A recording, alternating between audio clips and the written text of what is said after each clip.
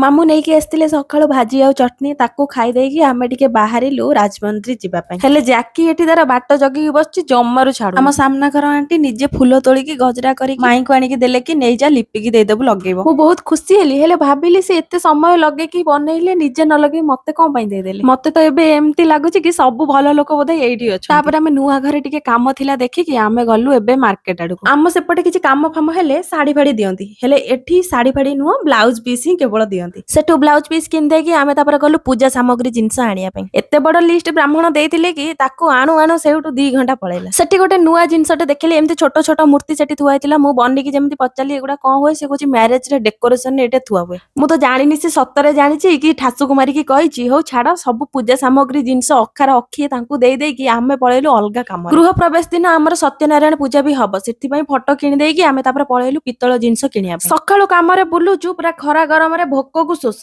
ତ ମାମୁଁ ସେଠୁ କହିଲେ ଚାଲ ଆମେ ଖାଇଦବା ଖାଇସାରିକି ଆଉ କିଛି କିଣାକିଣି ଅଛି କିଣିଦେଇକି ପଳେଇବା। କିଣାକିଣି ଭିତରେ ଦେଖିଥିଲି ଏଇ ସୁନ୍ଦରିଆ କୁକୁର ଛୁଆଟାକୁ ଏତେ କ୍ୟୁଟ ଦେଖାଉଥିଲା ତା ଭିଡିଓ ଟା ଟିକେ ବନେଇ ଦେଇଥିଲି ଆଉ।